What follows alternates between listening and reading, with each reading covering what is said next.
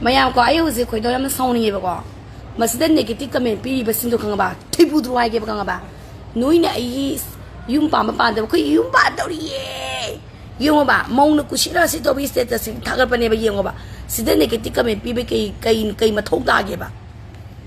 yum pa la ga ai kusira sida yum pa ge khan bi ba ta ba yum pa lu ko san ro dum divorce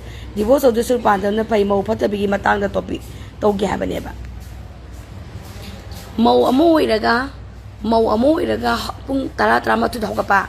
akoi di ngai sai ngai te yahung ani na hogalak pa adu gi case am le ga to ka jane mau amu iraga nufa koi rak pa mau fatta bi hai tare ko sa injang thong batan bi adu de gi di yahu thing bi adu de gi nupa da paisa da pi hai bi de ge chou lam lang bi adu ga nufa koi ba mau hai tare ko adu ma ya yawe ba adu me am ba no support to ise kusira si ai kusira si to ya ba yum pa la kusira si to ya ba dai ro ba ai yum pa la ga live ko se pung ta ma tui ba ro ga lai ai ho si live thai ko ai yum pa la ga du live tha ba ya ba ha ai pung ai ho ga ning matam ko le sai matam na du ya ba adu ya ba dai ro ba sak thong da to ya ba adugi matang da ngang bani masisida ga yam naga negative comment pi ga yaw ti yaw ye du to ba da to bas kai ba waheng ba bucket kai no ma mai ki thingjan ni dun ba tos nupi amo ga nupi da support to pi ko pi shi ma kai na chule thi me ya korea kayam is kayam nang na kayam nupi kayam na nang na help to da na wai nang to ba yai ngon de gi de ne saru sam hi lam ga ni khang ba nupi me ya wa ba me ma to ri ba nung ti ku ding nei na ri ba domestic violence gi kalli ba kholi ba 113 emergency kon to chat na isang gi fot in azilam ta da nung ti gi na la ga adu to ri ba me am se adu bu marak asi da kai tawi me am ma sui thwe ba mau mo ra ga mi gi imung manung dei ba matu masa da disturb to ba mo adu wa hing ba ba nang bagat ai ba kai no na nang tu support to na ha mi matu masala ba du da ma mau man mi gi imung manung gi matu masala ba inu pa ma da mana hongchen me ya bro ba sha khitu ya bro na mo phatu ku sha si me kam bak chen da chen manga loi ni me ki wan da ti se to ba me am yaw ye ni khong do ne se mo ge na yum thu kai ba me am yaw ni khong do ne la ka sa ku bang thosal ka ni ya che ja achanak bon chi sto ba sai sa thi dang ne ful do bon yo achanak के भएर बन्द भयो यहाँ बोलबम गराउने गाडीहरू सब यहाँ लाइन लागेको छ हिजो राति गएका कालापाडबाट सनावती बोलबम गरेर फर्केर आएका मान्छे बिजोग भएका छन् यहाँनिर यो ठाउँ चाहिँ भन्नुहुन्छ काङ्लातुमी हो है काङ्लातुमी अचानक बन्द भएकाले गर्दाखेरि यिनीहरूको बिजोग सबैजना भक्तजनहरू गयो भन्नु पऱ्यो नि अब त्यो बिजोग भइरहेको छ बन्दले गर्दाखेरि कतिखेर खोल्ने त्यो थाहा छैन यस्तो छ यहाँको अप्डेट आजको म पनि भर्खर कामबाट आएको कामबाट आएर हेर्दा त यहाँको बिजोग महाबिजोग भइरहेको छ ल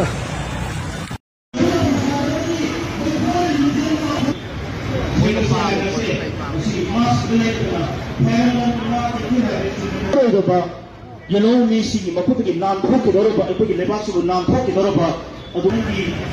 na ne person ni ai ko ni la kan si mai na ko ki na yo ki semi ko ki ma chu ki ba adu ba anu ko ni se achau ba so ni institution ni se ai ko ni lebas si ang thok pe ada lebas na ko ki ba ko pe ada ma mai chu mo ka ba adu ba cái chuyện là mấy nó sẽ mà về địa phương không có được lấy vào lấy cho cái chuyện nó có số tuổi bất tất cả nó sẽ đi ai thôi đi lần đầu nó sẽ đi chỉ đi xin về đi này nó có được ngày nó sẽ đi lúc đó mà mai chụp cái lại rồi mà ôi mà sẽ là rồi không thể đi tập hành động hiện tại là thằng chơi đó nó sẽ đi secondary organization cái tổ phụ bị vào những vùng dân rất là tổ chức dân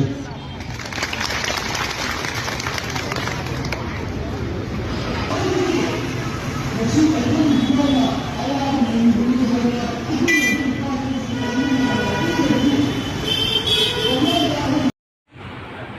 ma'am. AIDS cyber AIDS laina bu tholi ba virus se. Akoi mioi buga loina tina bi ai. Loina tina bi ai. Ngangna sana bi ai.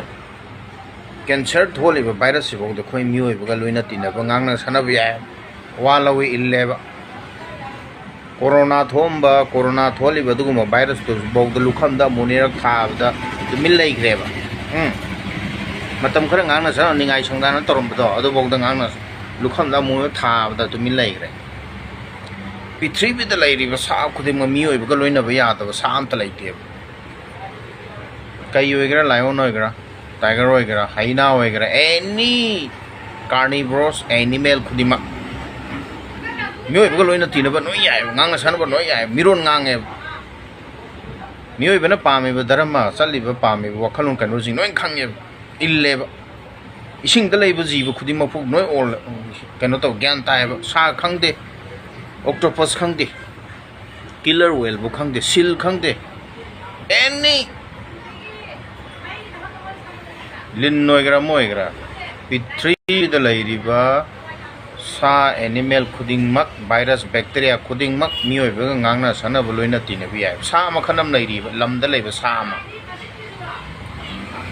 yam tapna haragna lam gi sa khara thuna haragna lam sa sigi lam sa ji ngangna sana ba miron jungang da ba mi marak tu lei ba haina tana bu su ya da ba log da ba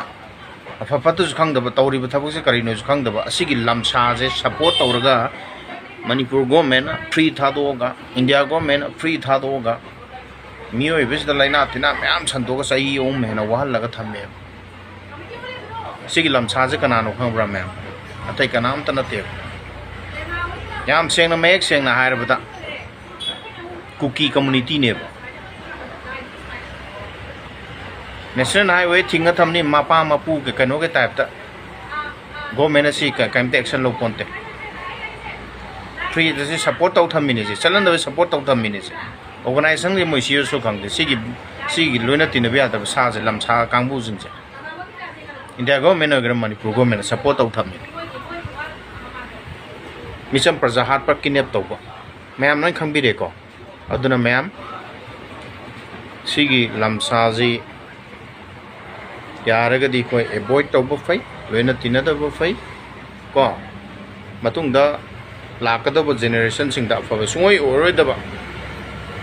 community khuding mipum khuding adum khana ba horaga da leiraga da ba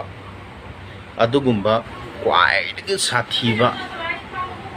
adugumba maik makhalam si maik sa hojik koina loish logdraga di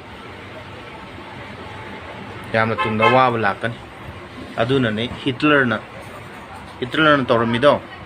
adubu mayam ne yada ba degi khar thamjana Hitler na kari hanmi o noi tungda noi ninga moi ko airam bado adu maina hoji kai sare Israel na kai dawri Palestine de ka dawri anga ni khangde mane khangde pang a hali doctor sang ni school ne su khangde Southeast Asia romda